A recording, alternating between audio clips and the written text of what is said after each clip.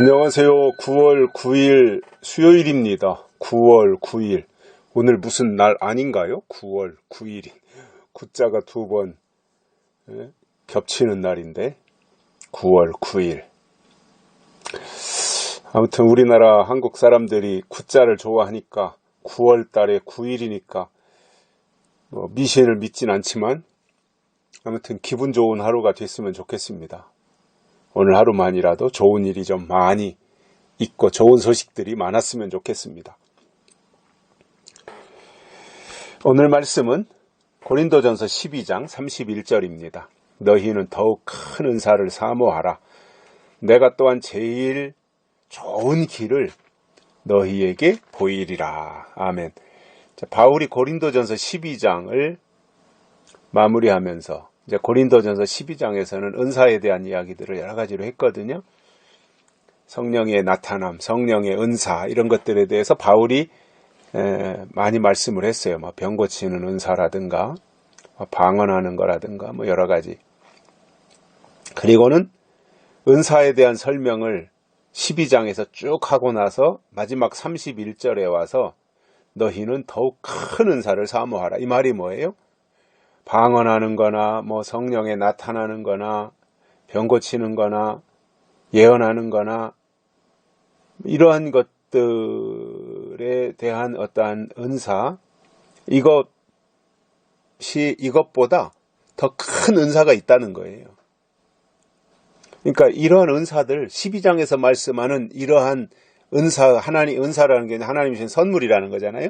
그러한 은사들이 있지만 그러나 그러한 은사, 나를 통해서 병을 고친다든가 무슨 이 방언을 한다든가 예언을 한다든가 이러한 은사가 나를 통해서 나타난다고 할지라도 그 은사가 전부가 아니라 그거보다도 오히려 더 큰 은사가 있다라는 거예요. 그걸 사모하라는 거예요. 그래서 우리는 머물러 있으면 안 돼요. 신앙은. 방언한다고 해서 방언이 나 이게 전부고 이게 최고고 이게 끝이다고 거기에 매달려서 매달려 있다면 그는 거기에 매몰되는 거예요.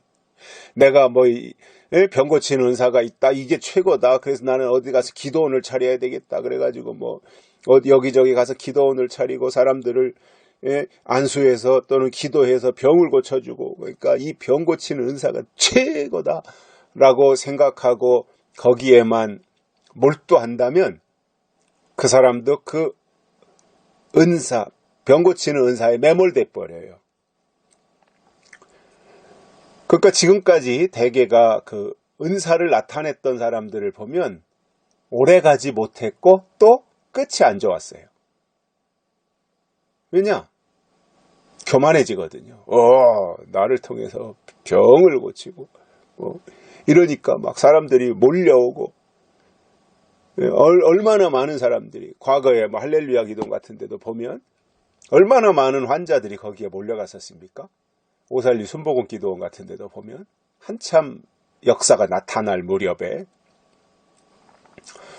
그런데 그러한 곳이 다 끝이 좋지 않았어요. 교만해지는 거죠. 왜 교만해져요? 그것보다 더 큰 은사가 있다라는 것을 알지 못했던 거예요. 그것을 알았더라면 교만해질 수 없어요. 그것을 알았더라면 자기가 우쭐해질 수 없어요. 더 큰 은사가 있다는 것을 알았더라면 본인도 그것을 사모하고 또 다른 사람들도 사모할 수 있도록 길을 안내해 주는 역할을 했겠죠. 그게 진짜 겸손한 일이고 하나님의 사람의 모습이지 않겠습니까? 길잡이가 되어주는 거죠. 가이드가. 그래서 더욱 큰 은사를 사모하면 하나님이 제일 좋은 길을 너에게 보여주시겠다, 보이시겠다 이렇게 말씀을 하신 거예요. 그러니까 더 큰 은사를 우리가 지속적으로 사모하면 하나님은 그에게 더 좋은 길을, 최고로 좋은 길을 보여주신다라는 거예요. 그 길을 갈 수 있게 하신다는 거예요. 그러면서 13장에서 사랑으로 넘어가는, 그러니까 더 큰 은사를 사모하라고 그랬는데 그게 뭐냐면 12장에서 방언하고 병 고치고 뭐 성령이 나타나고 이런 것보다도 더 큰 은사가 뭐냐? 13장에 사랑이라는 거예요. 사랑의 은사. 근데 이 사랑이라고 하는 것이 I love you가 아닙니다. 여기서 뭐 사랑에 대해서 뭐 여러 가지 쭉 13장 1절부터 설명을 하고 있는데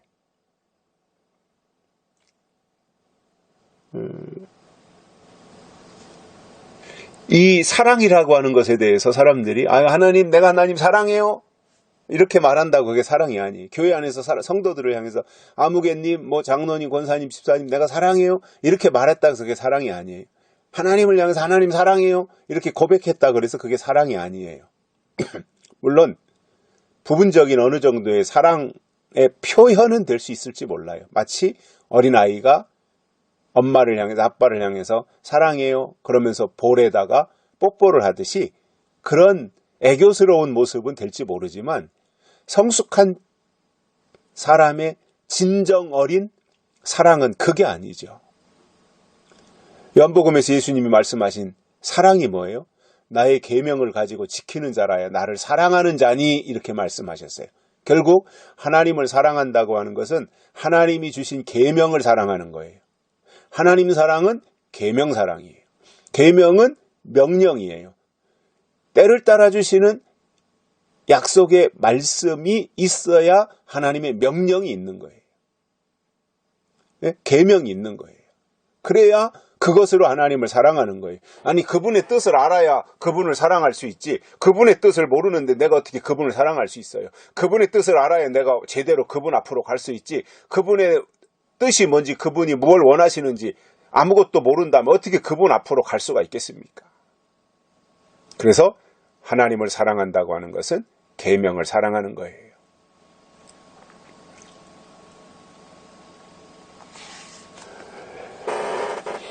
그러한 것으로 우리에게 설명을 하면서 그 사랑은 언제까지든지 떨어지지 않는다 그랬어요. 13장 8절에 보면 사랑은 언제까지든지 떨어지지 아니하나. 하나님이신 계명사랑, 하나님이신 약속사랑, 하나님이신 계시록의 말씀을 그대로 지키는 것이 진짜 사랑하는 거잖아요. 그분이 주신 계명을 지키는 것이 그분을 사랑하는 거잖아요. 또 그분을 사랑한다면 그분의 계명을 지키게 돼 있잖아요. 정말 남녀가 만나서 불붙듯이 진짜 사랑하면 상대방의 말을 무슨 말이라든지 듣게 돼 있잖아요.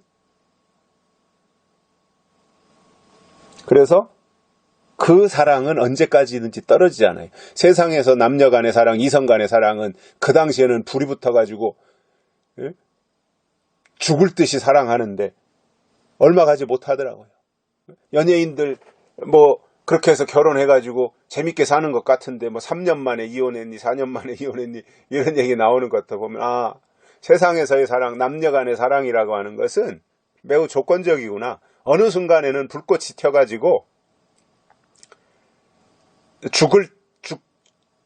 목숨 내놓고 사랑할 것처럼 그렇게 하지만 그것도 잠시 잠깐이고 막상 같이 살아보면 다 거기가 거기고 거기서 거기고 인간끼리의 사랑이라고 하는 것은 다 조건적이고 제한적이고 그 순간에 어떤 감정적이고 그런 거잖아요. 그러나 언제까지든지 떨어지지 아니하는 진짜 하나님의 사랑이라고 하는 것은 하나님이신 계명 사랑인 것입니다. 우리식으로 표현한다면 요한계시록의 말씀으로 하나님께 나아가고 그 말씀으로 먹고 그 말씀으로 깨닫고 그 말씀으로 그분 앞에 나가는 거예요. 그게 하나님을 사랑하는 거예요.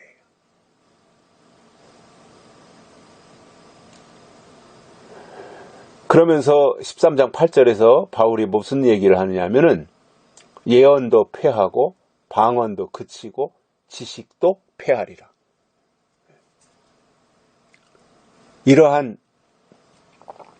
12장에서 말하는 은사들 있잖아요. 병 고치고 방언하고 예언하고.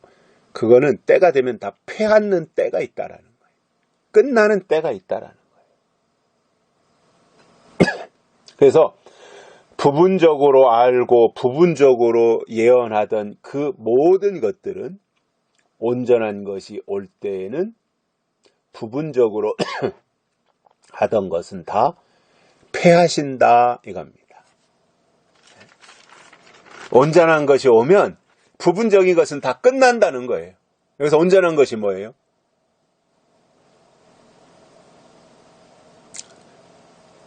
이것이 성경의 결론이잖아요. 온전한 것. 성경의 결론이에요. 예수님의 재림이죠. 영광스러운 재림. 가장 멋진 예수님의 재림. 모든 권세가 다 그분 앞에 굴복하게 되는 이 예수님의 재림. 이것이 온전한 것이잖아요. 그때가 되면 부분적으로 하던 모든 것은 이제 다 끝나는 거예요. 지금 우리가 지금까지 해온 것은 다 부분적인 거잖아요. 근데 예수님이 이 땅에 오시면, 다시 오시면 부분적으로 하던 모든 것은 다 패하고 끝나고 이제 온전한 분 예수님이 오셔서 온전한 시대 천년왕국을 이 땅에 건설하시고, 그리고 하나님 앞에 구별되어진 온전한 사람들을 그 천년왕국으로, 천년세계로 하나님 이끌고 들어가신다는 거예요. 노아의 방주에는 8명밖에 못 들어갔어요. 그런데 온전한 분이 오셔서 온전한 세계를 이 땅에 건설하시고 거기로 이끌고 가시는 주인공들은 14만 4천 명입니다. 그들은 온전한 자들입니다. 하나님이 보실 때 영적으로 온전한 자들이에요. 그래서 온전한 자들의 세상을 하나님이 만드시겠다는 거예요.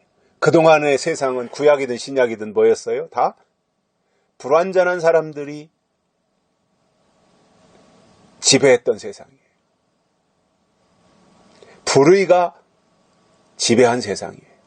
근데 예수님이 오시면 그분은 온전한 분이기 때문에 온전한 분이 오셔서 온전한 세상을 만드시고 온전한 사람들을 이끄셔서 그야말로 에덴 동산 창조하실 그 당시에 하나님의 계획, 온전, 거기로 하나님이 이끌고 가시겠다. 그 말씀을 하시면서 우리 보고 하시는 말씀이, 바울의 결론이 뭐예요?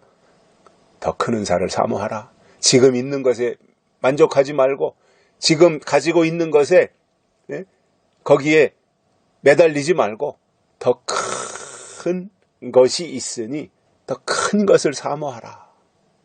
그게 뭐예요? 더 큰 은사. 그게 뭐예요? 예언의 말씀이에요. 예언의 말씀. 예언의 말씀이 다시 오시는 예수님을 우리에게 소개해주는 말씀인 거예요.